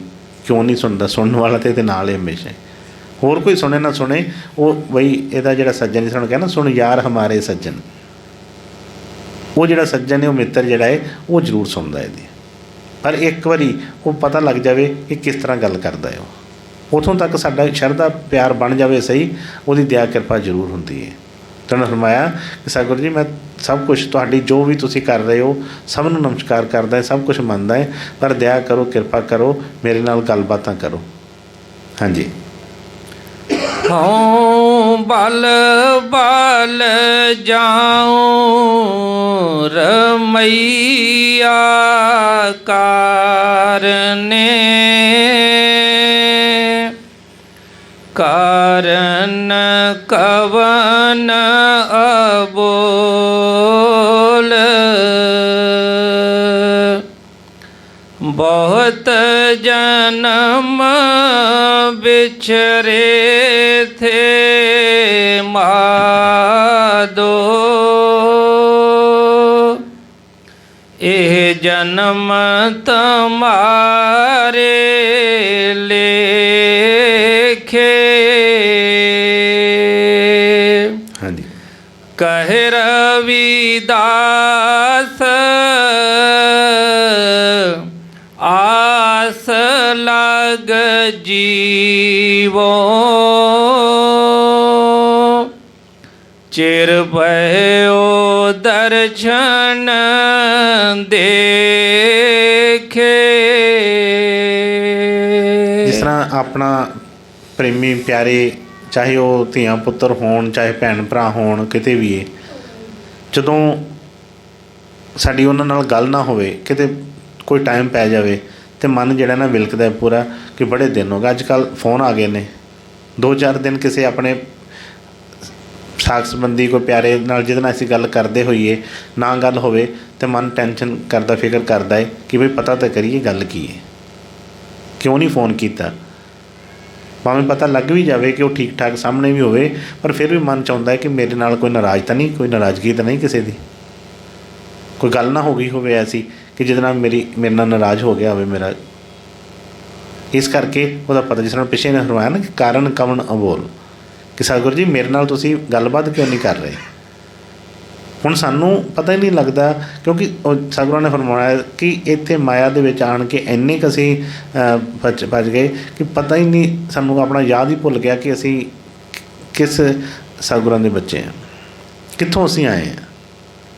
ਅਸੀਂ ਆਪਣੇ ਆਪ ਨੂੰ ਸਰੀਰ ਹੀ ਸਮਝ ਲਿਆ ਕਿ ਬਸ ਇਹ ਸਰੀਰ ਨਾਲ ਹੀ ਬੱਝ ਗਏ, ਸਰੀਰ ਦੇ ਸਾਧਨਾਂ ਤੱਕ ਹੀ ਅਸੀਂ ਬਸ ਰਹਿ ਗਏ। ਇਹਨੂੰ ਸਜਾਉਣ, ਇਹਨੂੰ ਕਰਨ ਵਾਸਤੇ, ਇਹਦੇ ਵਾਸਤੇ ਪੈਸੇ ਇਕੱਠੇ ਕਰਨੇ, ਘਰ-ਬਾਰ ਇਹਦੇ ਵਾਸਤੇ ਹੀ, ਪਰ ਇਹ ਅਸਲੀ ਘਰ ਦੀ ਖੋਜ ਹੀ ਛੱਡ ਦਿੱਤੀ ਕਿ ਅਸਲੀ ਘਰ ਕਿਹੜਾ ਹੈ, ਅਸਲੀ ਇਹਦਾ ਸ਼ਿੰਗਾਰ ਕਿਹੜਾ ਹੈ, ਅਸਲੀ ਇਹਦੇ ਰਿਸ਼ਤੇ ਨਾਤੇ ਕਿਹੜੇ ਨੇ। ਇੱਥੇ ਆਣ ਕੇ ਜਿੰਨੇ ਵੀ ਸਾਡੇ ਰਿਸ਼ਤੇ ਨਾਤੇ ਬਣੇ, ਜੋ ਜੋ ਵੀ ਸਾਡੀ ਚੀਜ਼ ਨੂੰ ਅਸੀਂ ਆਪਣੀ ਕਹਿੰਦੇ ਹਾਂ, ਇਹ ਮੇਰੀ ਹੈ, ਮੇਰੀ ਹੈ, ਜਦੋਂ ਅਸੀਂ ਵਿਚਾਰ ਕਰਾਂਗੇ ਤਾਂ ਪਤਾ ਲੱਗ ਜਾਂਦਾ ਕਿ ਕਿਹੜੀ ਕੁਛ ਵੀ ਨਹੀਂ ਹੈਗਾ। 1 ਮਿੰਟ ਦੇ ਵਿੱਚ ਸਭ ਕੁਝ ਛੁੱਟ ਜਾਂਦਾ। ਇੱਥੇ ਰਿਸ਼ਤੇ ਨਾਤੇ ਛੁੱਟ ਜਾਂਦੇ ਨੇ, ਘਰ-ਬਾਰ ਛੁੱਟ ਜਾਂਦੇ ਨੇ, ਜ਼ਮੀਨਾਂ ਜਾਇਦਾਦ ਛੁੱਟ ਜਾਂਦੀਆਂ ਨੇ, ਇੱਥੋਂ ਤੱਕ ਗੁੱਸੇ ਨਾਰਾਜ਼ਗੀਆਂ ਵੀ ਉੱਥੇ ਰਹਿ ਜਾਂਦੀਆਂ ਨੇ, ਜਿਹਦੇ ਨਾਲ ਸਾਰੀ ਉਮਰ ਅੰਦਰ ਜਲਨ ਜਿਹੜੀ ਰੱਖ ਛੱਡਦੇ ਆ। ਹੁਣ ਫਰਮਾਇਆ ਕਿ ਬਹੁਤ ਜਨਮ ਵਿਛੜੇ ਥੇ ਮਾਧੋ। ਕਹਿੰਦੇ ਮੈਨੂੰ ਤਾਂ ਪਤਾ ਹੀ ਨਹੀਂ ਗੱਲ ਕਦੋਂ ਦੀ ਹੋਈ ਹੈ, ਇਕੱਲਾ ਐਸ ਜਨਮ ਦਾ ਹੀ ਨਹੀਂ, ਪਤਾ ਹੀ ਨਹੀਂ ਕਿੰਨੀ ਕੁ ਦੇਰ ਹੋ ਗਈ ਹੈ। ਬਹੁਤ ਜਨਮ ਵਿਛੜੇ ਥੇ ਮਾਧੋ, ਇਹ ਜਨਮ ਤੁਮਾਰੇ ਲੇਖੇ। ਪਰ ਸਤਿਗੁਰੂ ਜੀ ਜੋ ਮਰਜ਼ੀ ਹੋ ਗਿਆ ਪਿੱਛੇ, ਪਰ ਹੁਣ ਤੁਸੀਂ ਕਿਰਪਾ ਕੀਤੀ ਜੀ, ਇੰਨੀ ਸਮਝ ਬਖਸ਼ਤੀ ਹੈ, ਅਤੇ ਹੁਣ ਮੈਂ ਕਿਸੇ ਚੀਜ਼ ਦੇ ਵਿੱਚ ਫਸਣਾ ਨਹੀਂ ਹੈ। ਬੜੀ ਔਖੀ ਇਹ ਭਗਤੀ ਹੈ ਕਿ ਇਹ ਜਿਹੜਾ ਜੀਵਨ ਹੁਣ ਜਿਹੜਾ ਮੈਨੂੰ ਮਿਲਿਆ ਹੈ, ਇਹ ਕਹਿੰਦੇ ਹੁਣ ਤਾਂ ਮੈਂ ਤੁਹਾਡੇ ਲੇਖੇ ਲਾ ਦਿੱਤਾ ਹੈ। ਜਦੋਂ ਇੰਨੀ ਸਿੱਖ ਕੁਰਬਾਨੀ ਕਰ ਦੇਵੇ ਅਤੇ ਫਿਰ ਬਈ ਸਤਿਗੁਰ ਇੰਨਾ ਤਾਂ ਨਹੀਂ ਸਕੇ ਉਹਨੂੰ ਮਨਜ਼ੂਰ ਨਾ ਕਰਨ। ਖੜਾ ਰਹੀ ਦੁਆਰੇ ਉੱਤੇ, ਜਾਗਣਗੇ ਭਾਗ ਸੁੱਤੇ। ਜੇ ਇੰਨਾ ਵਿਸ਼ਵਾਸ ਬਣ ਜਾਏ, ਭਰੋਸਾ ਬਣ ਜਾਵੇ, ਕਵੇ ਕਿ ਮਹਾਰਾਜ ਮੈਂ ਤਾਂ ਹੁਣ ਤੁਹਾਡੇ ਜੋਗਾ ਹੀ ਹਾਂ। ਜਿਸ ਤਰ੍ਹਾਂ ਦਸਮ ਪਾਤਸ਼ਾਹ ਨੂੰ ਉਹ ਸਿੱਖ ਸੀ ਜਿਹੜਾ, ਉਹ ਛੋਟਾ ਜਿਹਾ ਬੱਚਾ ਸੀ, ਉਹਨਾਂ ਦੇ ਦਰਬਾਰ 'ਚ ਆਇਆ, ਸਤਿਗੁਰਾਂ ਨੇ ਪੁੱਛਿਆ ਕਿ ਤੇਰਾ ਨਾਮ ਕੀ ਹੈ? ਕਹਿੰਦਾ ਮੇਰਾ ਨਾਮ ਜੋਗਾ। ਉਹ ਕਹਿਣ ਲੱਗੇ ਜੋਗਾ? ਕਿਹਦੇ ਜੋਗਾ? ਕਹਿੰਦਾ ਤੁਹਾਡੇ ਜੋਗਾ।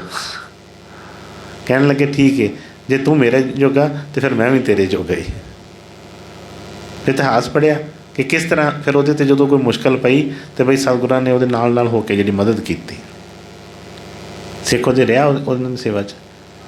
ਜੇ ਅਸੀਂ ਉਹਦੇ ਜੋਗੇ ਬਣ ਜਾਈਏ, ਜੇ ਕਹਿ ਇੰਨਾ ਹੋ ਜਾਵੇ, ਤਾਂ ਫਿਰ ਬਈ ਸਤਿਗੁਰ ਐਸੇ ਤਾਂ ਨਹੀਂ ਅਸੀਂ ਸੰਸਾਰੀ ਇੱਕ ਪੁਰਸ਼ ਕੋਈ ਸਾਡੀ ਕੋਈ ਮਦਦ ਕਰ ਦਿੰਦਾ, ਜੇ ਕੋਈ ਸਾਨੂੰ ਕਹਿ ਦੇਵੇ ਕਿ ਮੈਂ ਤਾਂ ਤੁਹਾਡੇ ਜੋਗਾ ਹੀ ਹਾਂ, ਜਾਂ ਮੈਨੂੰ ਮੇਰੇ 'ਤੇ ਕਿਰਪਾ ਕਰੋ, ਮੈਨੂੰ ਹੋਰ ਕਿੰਨੇ ਦੇਣਾ ਹੈ, ਅਤੇ ਅਸੀਂ ਵੀ ਤਰਸ ਕਰ ਲੈਂਦੇ ਹਾਂ ਕਿਤੇ ਕਿ ਵੀ ਇਹਨੂੰ ਤਾਂ ਵਾਕਈ ਮੇਰਾ ਹੀ ਆਸਰਾ ਹੈ। ਅਤੇ ਜਦੋਂ ਉਸ ਪਰਮਾਤਮਾ ਨਾਲ, ਉਸ ਸਤਿਗੁਰ ਦੇ ਨਾਲ, ਗੁਰੂ ਦੇ ਨਾਲ ਐਸਾ ਰਿਸ਼ਤਾ ਬਣ ਗਿਆ, ਤਾਂ ਬਈ ਫਿਰ ਉਹ ਕਿਉਂ ਨਹੀਂ ਦਿਆ ਕਰੇਗਾ। ਉਹ ਮਿਹਰਬਾਨ ਹੈ, ਫਿਰ ਉਹਨੂੰ ਕੋਈ ਕਮੀ ਨਹੀਂ ਹੈ ਕਿ ਤੁਮ ਹੋ ਰਾਜਨ ਕੇ ਰਾਜਾ, ਮਹਾਰਾਜਨ ਕੇ ਮਹਾਰਾਜਾ। ਕੋਈ ਉਹਨਾਂ ਦੇ ਕੋਲ ਕਮੀ ਨਹੀਂ ਹੈਗੀ। ਫਿਰ ਮੈਂ ਫਰਮਾਇਆ ਕਿ ਬਹੁਤ ਜਨਮ ਵਿਛੜੇ ਥੇ ਮਾਧੋ, ਇਹ ਜਨਮ ਤੁਮਾਰੇ ਲੇਖੇ। ਕਹਿੰਦੇ ਕਿ ਸਤਿਗੁਰੂ ਜੀ ਬਹੁਤ ਦੇਰ ਹੋ ਗਈ ਵਿਛੜਿਆਂ ਨੂੰ, ਪਤਾ ਨਹੀਂ ਕਿੰਨੇ ਕੁ ਜਨਮ ਹੋ ਗਏ ਨੇ, ਪਰ ਹੁਣ ਇਹ ਜਨਮ ਜਿਹੜਾ ਆ ਇਹ ਮੈਂ ਹੁਣ ਇੱਥੇ ਦੁਨੀਆ 'ਚ ਨਹੀਂ ਫਸ ਕੇ, ਇੱਥੇ ਨਹੀਂ ਫਸਣਾ, ਹੁਣ ਇਹ ਜਨਮ ਜਿਹੜਾ ਤੁਹਾਡੇ ਲੇਖੇ ਹੈ। ਜੇ ਇੰਨਾ ਅਸੀਂ ਭਰੋਸਾ ਕਰਕੇ ਆਪਣੇ ਸਤਿਗੁਰਾਂ ਦੇ ਉੱਤੇ ਡੋਰਾਂ ਸੁੱਟ ਦਈਏ, ਤਾਂ ਪੱਕਾ ਇਸ ਚੀਜ਼ ਦਾ ਨਿਸ਼ਚਾ ਹੈ ਕਿ ਕੋਈ ਵੀ ਇਹਦਾ ਕੰਮ, ਕੋਈ ਇਹਨੂੰ ਦੁੱਖ ਨਹੀਂ ਦੇ ਸਕਦਾ। ਦੁੱਖ ਸਾਡੇ ਉਮੀਦਾਂ ਕਰਕੇ ਨੇ। ਜਿੰਨਾ ਅਸੀਂ ਆਪਣਾ ਸਮਝ ਲਿਆ, ਜਦੋਂ ਉਹ ਆਪਣਾ ਨਹੀਂ ਚੀਜ਼ ਬਣਦੀ, ਜਦੋਂ ਉਹ ਚੀਜ਼ ਸਾਨੂੰ ਉਹ ਜਿਹਾ ਨਹੀਂ ਅੱਗੋਂ ਰਿਸਪੌਂਸ ਆਉਂਦਾ, ਫਿਰ ਅਸੀਂ ਦੁਖੀ ਹੁੰਦੇ। ਲੈ ਜੀ ਮੈਂ ਤਾਂ ਇਹਦਾ ਇੰਨਾ ਕੀਤਾ, ਮੈਂ ਉਹਦਾ ਇੰਨਾ ਕੀਤਾ, ਮੈਂ ਸਾਰਿਆਂ ਦਾ ਕੀਤਾ, ਮੇਰਾ ਕਿਸੇ ਨੇ ਨਹੀਂ ਕੀਤਾ। ਸਤਿਗੁਰਾਂ ਨੂੰ ਫਰਮਾਉਣਾ ਕਿ ਇਹਦੇ ਸੱਚੇ ਪਿਆਰ ਦੇ ਲਾਇਕ ਇੱਥੇ ਕੋਈ ਹੈ ਹੀ ਨਹੀਂ ਜੀ।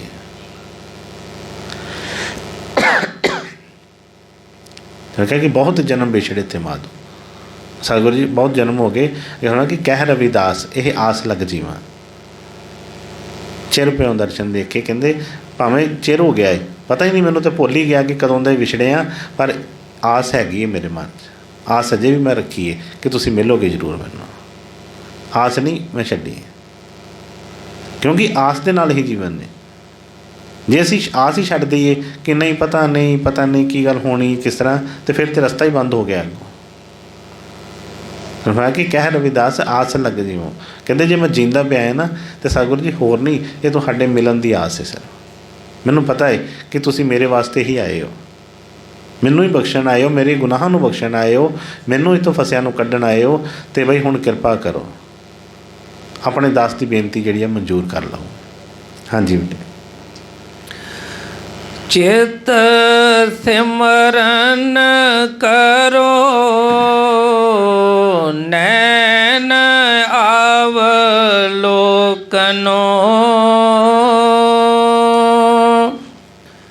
ਸਰਵਣ ਸਰਵਣ ਬਾਣੀ ਸੁਜਸ ਪੂਰ ਰਾਖੋ।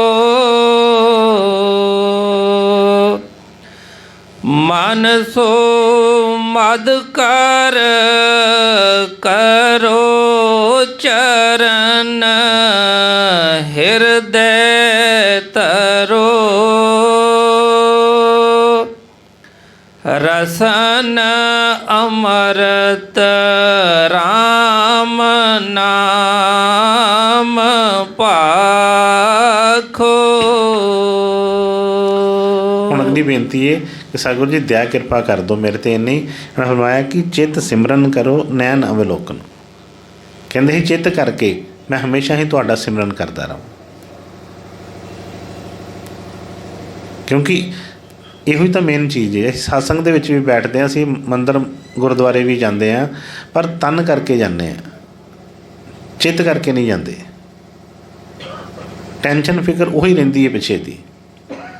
ਜੇ ਤਾਂ ਉਹੀ ਫਿਕਰ ਰਹੀ ਤਾਂ ਫਿਰ ਵੀ ਉੱਥੇ ਹਾਜ਼ਰੀ ਕਾਹਦੀ ਸਾਡੀ, ਕਿਉਂਕਿ ਸਰੀਰ ਤਾਂ ਇੱਥੇ ਰਹਿ ਜਾਣਾ ਹੈ।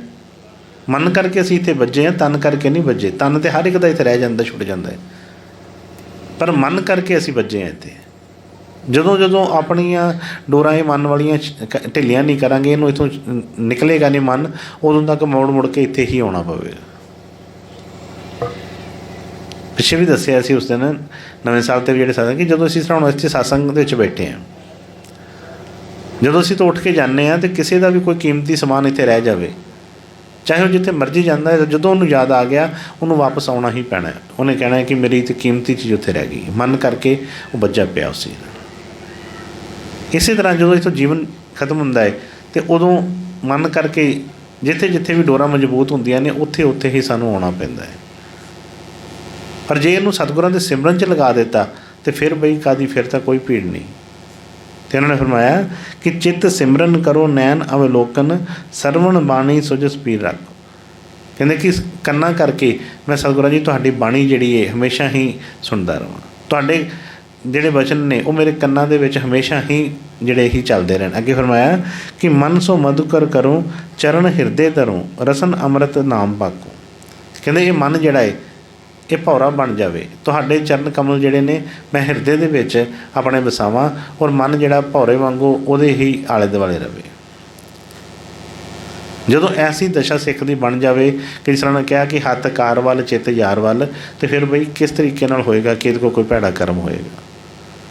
ਹੈ ਅਸੀਂ ਸਭ ਗੁਰੂ ਪੀਰ ਵਾਲੇ ਹੀ ਹਾਂ, ਲੇਕਿਨ ਜਦੋਂ ਕਿਸੇ ਦੀ ਨਿੰਦਿਆ ਚੁਗਲੀ ਕਰਦੇ ਹਾਂ ਉਦੋਂ ਭੁੱਲ ਜਾਂਦੇ ਹਾਂ, ਜਦੋਂ ਕਿਸੇ ਦਾ ਮਾੜਾ ਸੋਚਦੇ ਹਾਂ ਉਦੋਂ ਭੁੱਲ ਜਾਂਦੇ ਹਾਂ, ਜਦੋਂ ਕਿਸੇ ਨਾਲ ਧੋਖਾਧੜੀ ਕਰਦੇ ਹਾਂ ਉਹ ਜੇ ਚਿੱਤ ਦੇ ਵਿੱਚ ਹੋਏਗਾ, ਜੇ ਯਾਦ ਹੋਏਗਾ ਤਾਂ ਫਿਰ ਬਈ ਕਿਸ ਤਰ੍ਹਾਂ ਹੋਏਗਾ ਉਹ ਚੀਜ਼। ਉਦੋਂ ਅਸੀਂ ਭੁੱਲ ਕੇ ਹੀ ਉਹ ਕਰਮ ਕਰਦੇ ਹਾਂ ਸਾਰੇ, ਆਪਣੇ ਆਪ ਨੂੰ ਉਹ ਤੋਂ ਬਾਹਰ ਲੈ ਆਉਂਦੇ, ਚੱਲ ਕੋਈ ਗੱਲ ਨਹੀਂ। ਜੇ ਅਸੀਂ ਆਪਣੇ ਸਤਿਗੁਰਾਂ ਦੇ ਡਰ ਭੈ 'ਚ ਰਹੀਏ, ਹਮੇਸ਼ਾ ਸਾਨੂੰ ਯਾਦ ਰਵੇ ਕਿ ਅਸੀਂ ਕਿਹੜੇ ਗੁਰੂ ਦੇ ਬੱਚੇ ਹਾਂ ਅਤੇ ਅਸੀਂ ਕਦੀ ਵੀ ਕੋਈ ਗਲਤੀ ਕਰ ਹੀ ਨਹੀਂ ਸਕਦੇ। ਜਦੋਂ ਉਹਦਾ ਧਿਆਨ ਛੱਡਦੇ ਹਾਂ ਅਤੇ ਉਦੋਂ ਹੀ ਗੱਲ ਕੋਈ ਐਸੀ ਬਣਦੀ ਹੈ। ਇਸੇ ਕਰਕੇ ਸਵਾਮੀ ਜੀ ਨੇ ਫਰਮਾਇਆ ਗੁਰੂ ਕਾ ਧਿਆਨ ਕਰ ਪਿਆਰੇ ਬਿਨਾਂ ਇਸਕੇ ਨਹੀਂ ਛੁੱਟਣਾ। ਕਹਿੰਦੇ ਹਮੇਸ਼ਾ ਹੀ ਗੁਰੂ ਦਾ ਧਿਆਨ ਕਰ ਜੇ ਛੁੱਟਣਾ ਚਾਹੁੰਦਾ ਹੈ ਤਾਂ। ਹਾਂਜੀ ਅੱਗੇ ਮੇਰੀ ਪ੍ਰੀਤ ਗੋਬਿੰਦ ਸਿਉ ਜਿਨ ਘਟੈ ਮੈਂ ਤੋ ਮੋਲ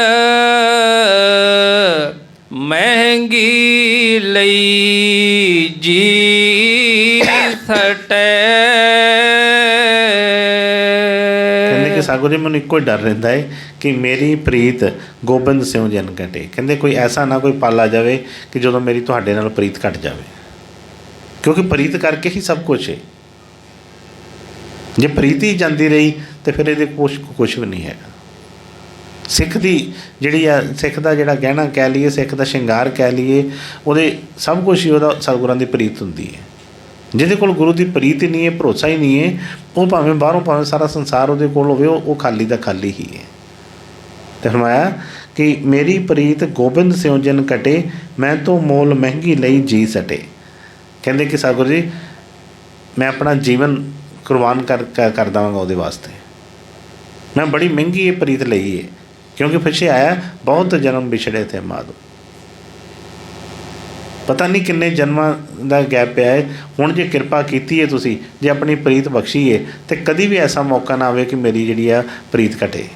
ਜੋ ਮਰਜ਼ੀ ਇੱਥੇ ਹੁੰਦਾ ਰਹੇ, ਵਾਧੇ ਘਾਟੇ, ਇੱਥੇ ਕਿਸੇ ਨੇ ਨਾਲ ਨਹੀਂ ਜਾਣਾ, ਕੋਈ ਨਾਲ ਆਇਆ ਨਹੀਂ ਸੀ, ਕੋਈ ਵੀ ਇੱਥੇ ਐਸਾ ਸੰਬੰਧ ਨਹੀਂ ਹੈਗਾ ਜਿਹਨੇ ਸਾਡੇ ਨਾਲ ਨਿਭਣਾ ਹੈ। ਇਸ ਕਰਕੇ ਇਹਦੇ ਕਰਕੇ ਇਹਨਾਂ ਚੀਜ਼ਾਂ ਕਰਕੇ ਸਤਿਗੁਰੂ ਜੀ ਮੈਂ ਕਹਿੰਦੇ ਤੁਹਾਡੀ ਪ੍ਰੀਤ ਨਾ ਗਵਾ ਲਵਾਂ। ਔਰ ਹੁੰਦਾ ਇਹੋ ਹੀ ਚੀਜ਼ਾਂ ਨੇ। ਪ੍ਰੀਤ ਕਾਹਦੇ ਵਾਸਤੇ ਘਟਦੀ ਹੈ? ਕਦੀ ਗੁਰੂ ਨੇ ਤਾਂ ਇਹਨੂੰ ਕਦੀ ਉਲਾਂਭਾ ਹੀ ਨਹੀਂ ਦਿੱਤਾ, ਗੁਰੂ ਨੇ ਤਾਂ ਇਹਨੂੰ ਕਦੀ ਧੱਕਾ ਹੀ ਨਹੀਂ ਦਿੱਤਾ। ਨਹੀਂ, ਇੱਕ ਔਗਣ ਮੇਰਾ ਬਾਬੁਲ ਤੱਕੇ ਦੇਵੇ ਦੇਸ ਨਿਕਾਲਾ, ਲੱਖ ਔਗਣ ਮੇਰਾ ਸਤਿਗੁਰ ਤੱਕੇ ਫਿਰ ਵੀ ਕਰਦਾ ਟਾਲਾ। ਚਾਹੇ ਅਸੀਂ ਕੋਈ ਵਚਨ ਨਹੀਂ ਮੰਨਦੇ ਉਹਨਾਂ ਦਾ, ਕਦੀ ਉਹਨਾਂ ਦੀ ਹਾਜ਼ਰੀ ਨਹੀਂ ਭਰਦੇ, ਚਿੱਤ ਕਰਕੇ ਮਨ ਕਰਕੇ ਜਿਸ ਤਰ੍ਹਾਂ ਵੀ ਕਹੀਏ ਨਹੀਂ ਵੀ ਹੁੰਦਾ, ਪਰ ਫਿਰ ਵੀ ਸਾਨੂੰ ਹਮੇਸ਼ਾ ਹੀ ਪਿਆਰ ਹੀ ਕਰਦੇ ਨੇ।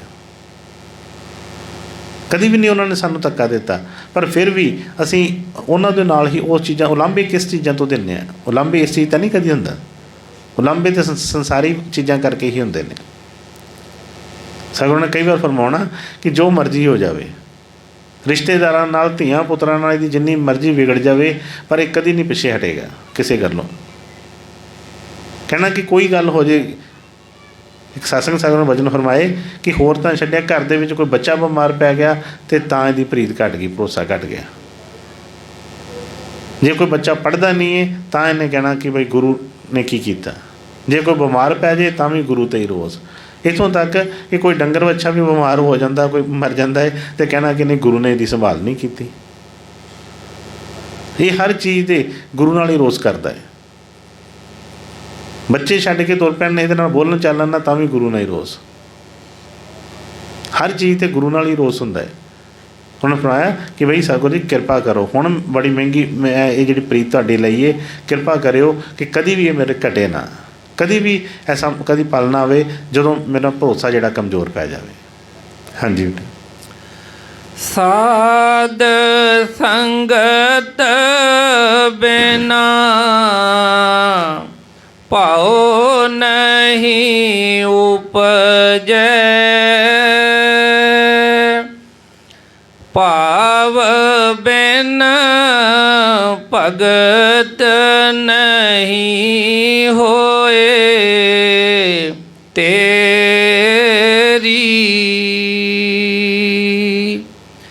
ਕਹਿ ਰਵਿਦਾਸ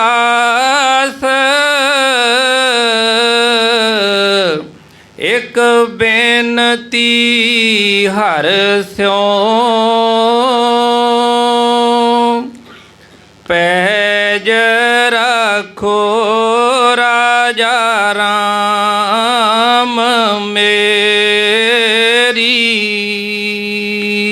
ਰਾਧਾ ਸੁਆਮੀ, ਰਾਧਾ ਸੁਆਮੀ। ਫਰਮਾਇਆ ਕਿ ਇਹ ਜਿਹੜੀ ਪ੍ਰੀਤ ਹੈ ਇਹ ਮੈਂ ਬੜੀ ਮੁਸ਼ਕਿਲ ਲਈ ਹੈ, ਕਿਉਂਕਿ ਸਾਰਾ ਜੀਵਨ ਨਿਕਲ ਜਾਂਦਾ ਕਈ ਵਾਰ। ਮੈਨੂੰ ਯਾਦ ਹੈ ਕੱਲ੍ਹ ਹੀ ਸਤਿਗੁਰਾਂ ਦੇ ਦਰਬਾਰ ਦੇ ਵਿੱਚ ਕੋਈ ਸੇਵਾਦਾਰ ਆਏ, ਉਹ ਦੱਸਣ ਲੱਗੇ ਕਿ ਕਹਿੰਦੇ ਮੈਂ 52 ਸਾਲ, ਕਹਿੰਦੇ 70 ਸਾਲ ਦੇ ਵਿੱਚ ਮੈਂ ਆਇਆ ਸੀ, ਉਸ ਤੋਂ ਬਾਅਦ ਮੈਂ ਅੱਜ ਆਇਆ। ਅਸੀਂ ਕੱਲ੍ਹ ਬੈਠੇ ਗੱਲ ਕਰਦੇ ਸੀ ਕਿ 52 ਸਾਲ ਹੋ ਗਏ। ਕਹਿਣ ਲੱਗੇ ਜਦੋਂ ਅਸੀਂ ਆਏ ਸੀ ਉਦੋਂ ਇਸ ਤਰ੍ਹਾਂ ਹੁੰਦਾ ਸੀ, ਜਾਂ ਜੋ ਵੀ ਬਾਹਰ ਦਾ ਦੇਖਿਆ ਉਹਨਾਂ ਨੇ। ਕੋਈ ਸੇਵਾਦਾਰ ਕੋਲ ਬੈਠੇ ਸੀ, ਬਾਅਦ 'ਚ ਗੱਲ ਕਰਨ ਲੱਗੇ ਕਿ ਦੇਖੋ ਕੋਈ ਥੋੜ੍ਹਾ ਅਰਸਾ ਹੈ 52 ਸਾਲ, ਪਤਾ ਹੀ ਨਹੀਂ ਲੱਗਦਾ। ਔਰ ਉਹਨਾਂ ਨੇ ਦੱਸਿਆ, ਕਹਿੰਦੇ ਕਿ ਮਹਾਰਾਜ ਜੀ ਮੈਂ ਥੋੜ੍ਹਾ ਜਿਹਾ ਮਤਲਬ ਉਸ ਚੀਜ਼ 'ਚੋਂ ਗੁਰਮਾਈ ਨੇ ਕੋਈ ਹੁਕਮ ਲਗਾਇਆ ਸੀ ਉਹਨਾਂ ਨੂੰ, ਉਹ ਕਰਦੇ ਵੀ ਰਹੇ। ਜੋ ਗੁਰਮਾਈ ਨੇ ਕਿਹਾ ਸੀ ਕਿ ਬਈ ਤੁਸੀਂ ਪਾਠ ਕਰਿਆ ਕਰੋ ਇਸ ਚੀਜ਼ ਦਾ, ਜੋ ਵੀ ਉਹ ਵੀ ਕਰਦੇ ਰਹੇ, ਪਰ ਨਾਲ ਸੀ ਜੀਵਨ ਦੇ ਵਿੱਚ ਹੋਰ ਕੁਰੀਤੀਆਂ ਆ ਗਈਆਂ। ਆਪ ਉਹਨਾਂ ਨੇ ਦੱਸਿਆ ਕਿ ਮੈਂ ਖਾਣਾ ਪੀਣਾ ਸ਼ੁਰੂ ਕਰ ਦਿੱਤਾ, ਹੋਰ ਚੀਜ਼ਾਂ ਇਸ ਤਰ੍ਹਾਂ ਦੀਆਂ ਆ ਗਈਆਂ। ਪਰ ਫਿਰ ਕੋਈ ਟਾਈਮ ਆਇਆ, ਸਾਧ ਸੰਗਤ ਮਿਲੀ, ਸੰਗਤ ਦੇ ਨਾਲ ਉਹ ਰੰਗਤ ਬਦਲੀ ਅਤੇ ਫਿਰ ਉਸੇ ਟਰੈਕ ਦੇ ਉੱਤੇ ਆ ਗਏ। ਹੁਣ ਇਸੇ ਤਰ੍ਹਾਂ ਸਤਿਗੁਰੂ ਕਹਿ ਰਹੇ ਨੇ ਕਿ ਸਾਧ ਸੰਗਤ ਬਿਨ ਭਾਉ ਨਹੀਂ ਉਪਜੇ, ਭਾਵ ਬਿਨ ਭਗਤੀ ਨਹੀਂ ਹੋਏ ਤੇਰੀ। ਸੰਗਤ ਦੇ ਵਿੱਚ ਆ ਕੇ ਮਨ ਜਿਹੜਾ ਹੈ ਉਸ ਚੀਜ਼ ਨੂੰ ਪਕੜਦਾ ਹੈ, ਕਿਉਂਕਿ ਬਾਹਰ ਬਾਕੀ ਚੀਜ਼ਾਂ ਸਭ ਯਾਦ ਆਉਂਦੀਆਂ ਨੇ। ਹਰ ਇੱਕ ਪੁੱਛਦਾ ਹੈ ਕਿ ਬਈ ਕੀ ਹਾਲ ਚਾਲ ਹੈ, ਬੱਚਿਆਂ ਦਾ ਕੀ ਹਾਲ ਚਾਲ ਹੈ, ਕਾਰੋਬਾਰ ਦਾ ਕੀ ਹਾਲ ਹੈ, ਉਹ ਫਲਾਣਾ ਮਿਲਿਆ ਕਿ ਨਹੀਂ, ਆ ਇਸ ਤਰ੍ਹਾਂ ਹੋਇਆ ਕਿ ਨਹੀਂ। ਪਰ ਬਾਹਰ ਕਿਸੇ ਨੇ ਨਹੀਂ ਕਦੀ ਇਹ ਪੁੱਛਣਾ ਕਿ ਬਈ ਕਦੀ ਨਾਮ ਜਪਦਾ ਨਾ ਹੈ,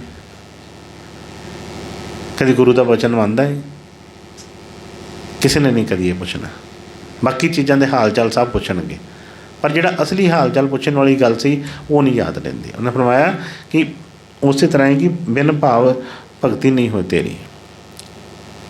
ਅਤੇ ਇਹ ਜਿਹੜੀ ਸੰਗਤ ਬੜੀ ਜ਼ਰੂਰੀ ਹੈ। ਬਾਕੀ ਕੰਮ ਜਿਸ ਤਰ੍ਹਾਂ ਜ਼ਰੂਰੀ ਨੇ, ਅਸੀਂ ਰੋਟੀ ਪਾਣੀ ਖਾਂਦੇ ਹਾਂ, ਕੰਮ ਕਾਰ ਕਰਦੇ ਹਾਂ, ਸਾਰੇ ਕੰਮ ਕਰਦੇ ਹਾਂ, ਪਰ ਆਪਣੇ ਵਾਸਤੇ ਉਹਦਾ ਟਾਈਮ ਨਹੀਂ ਕੱਢਦੇ। ਦੁਨੀਆ ਦੇ ਕੰਮਾਂ 'ਚ ਫਸੇ ਰਹਿੰਦੇ ਹਾਂ, ਪਰ ਉਹ ਸਾਧੂ ਸੰਗਤ ਵਾਸਤੇ ਉਹ ਚੀਜ਼ ਨਹੀਂ ਕਰਦੇ। ਜਦੋਂ ਸੰਗਤ ਐਸੀ ਮਿਲੇਗੀ, ਸੰਗਤ ਦੀ ਰੰਗਤ ਜ਼ਰੂਰ ਆਏਗੀ। ਔਰ ਇਹ ਵੀ ਹਮੇਸ਼ਾ ਚਾਹੀਦਾ ਹੈ ਕਿ ਕੋਈ ਐਸੀ ਸੰਗਤ ਨਾ ਮਿਲੇ, ਕੰਨਾਂ ਦੇ ਵਿੱਚ ਕੋਈ ਐਸੇ ਵਚਨ ਨਾ ਪੈਣ ਕਿ ਜਿਹੜੇ ਇਹ ਗੁਰੂ ਦੀ ਪ੍ਰੀਤ ਘਟ ਜਾਵੇ। ਕਿਉਂਕਿ ਹੁੰਦਾ ਇਸ ਤਰ੍ਹਾਂ ਵੀ ਹੁੰਦਾ ਹੈ, ਕਿਉਂਕਿ ਅਸੀਂ ਤਾਂ ਕੋਰੇ ਜੀਵ ਹਾਂ, ਸਾਨੂੰ ਤਾਂ ਕੁਛ ਨਹੀਂ ਪਤਾ। ਸਾਡਾ ਤਾਂ ਭਰੋਸਾ ਭਾਵੇਂ ਹਜੇ ਫਿਲਹਾਲ, ਕਿਉਂਕਿ ਜਦੋਂ ਤੱਕ ਇਹਨੇ ਭਜਨ ਸਿਮਰਨ ਨਹੀਂ ਕੀਤਾ, ਜਦੋਂ ਤੱਕ ਇਹ ਅੰਦਰ ਨਹੀਂ ਗਿਆ, ਜਦੋਂ ਤੱਕ ਇਹਨੇ ਅੰਦਰ ਉਸ ਰੂਪ ਦੇ ਦਰਸ਼ਨ ਨਹੀਂ ਕੀਤੇ, ਉਦੋਂ ਤੱਕ ਇਹਦੀ ਪ੍ਰੀਤ ਕੱਚੀ ਹੈ।